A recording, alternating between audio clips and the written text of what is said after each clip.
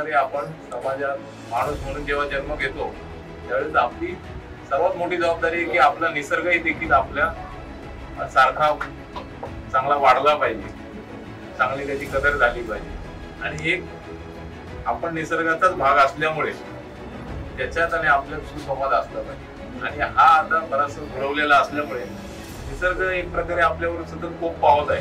जोपर्यंत आपण पर्यावरणाची काळजी घेणार नाही तोपर्यंत आपला विकास व्यवस्थित होणार नाही।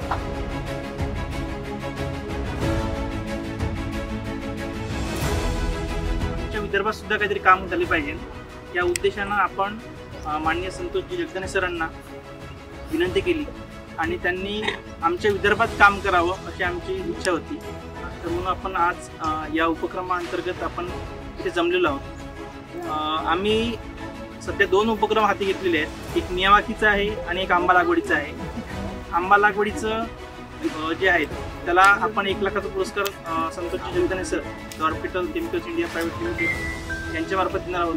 म्हणजे महाराष्ट्रामध्ये भरपूर गावं असतील, 15,000 गावं असतील, पण या 15,000 गावामध्ये तुमचे 12 गावं जे आहेत ते काहीतरी वेगळे पण दाखवत आहे। ठीक आहे, याचा मला अभिमान आहे। त्या सगळ्या उपक्रमाकरता आपल्याला हार्दिक शुभेच्छा। लाखो रुपयाचं जर उत्पन्न आपल्याला आंब्याचं आलं तर लाखो रुपयाचं उत्पन्न आपल्या ग्रामपंचायतमध्ये येईल आणि त्या उत्पन्नातून आपण आपल्या गावाचा विकास करू शकतो। एवढी दूरदृष्टीतून या संस्थेच्या माध्यमातून ही स्पर्धा आपल्या इथं आणली, त्या चांगली स्पर्धा आहे। आपण या स्पर्धेत तनमन धनानं काम करूया।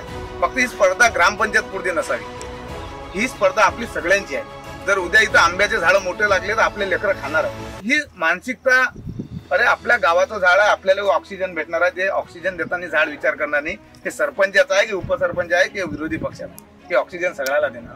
म्हणून आपल्या सगळ्यांची विनंती म्हणजे जबाबदारी आहे की आपण लोकांमध्ये हा मेसेज पोहोचवला पाहिजे की आपल्याला झाडं जगवायची, ही झाडं आपली आहे। या भूमिकेतून जर आपण हा पुढाकार घेतला तर नक्कीच काजळेश्वर हे गाव एक आदर्श गाव म्हणून नवलौकिक यायला काही वेळ लागणार नाही।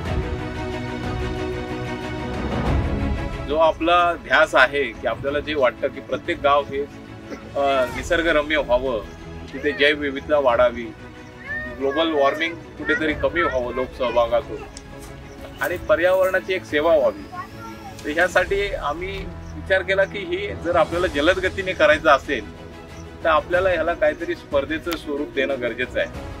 मग त्यामुळे आम्ही जंगल कप स्पर्धा ही आयोजित केली। मदत ही सगळ्यांना सारख्या प्रमाणात जाणं गरजेचं आहे आणि स्पर्धेमध्ये ज्या काही आपल्या भागात किंवा आपल्या प्लॉटवर ज्या काही विपरीत परिस्थिती आहे त्याच्यावर मात करणे हे स्पर्धेचं खरं गमक आहे। की सगळं जर सोयीस्कर असेल मेरे हारी पलंगावरी तर त्याला स्पर्धा म्हणता येणार नाही।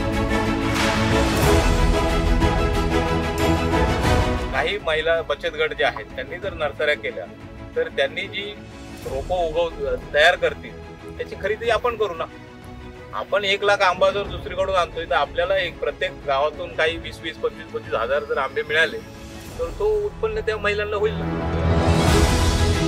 मी आशा करतो की काजळेश्वर गाव, डोंगरगाव आणि इतर जी काही गावं आहेत ही नक्कीच काहीतरी आदर्श महाराष्ट्राला देतील आणि तो आदर्श इतर गावं घेतील। तर आमच्या जिल्ह्याला एक आशिंकालीन जिल्हा म्हणून ठरता लागला, आष्पाळ डिस्ट्रिक्ट। या जिल्ह्यामध्ये आपण काम करतात, एक चांगलं निसर्गाच्या प्रती आणि ग्रामपंचायत उत्पन्न वाढावं या दोन्ही भूमिकेतून आपण काम करतात।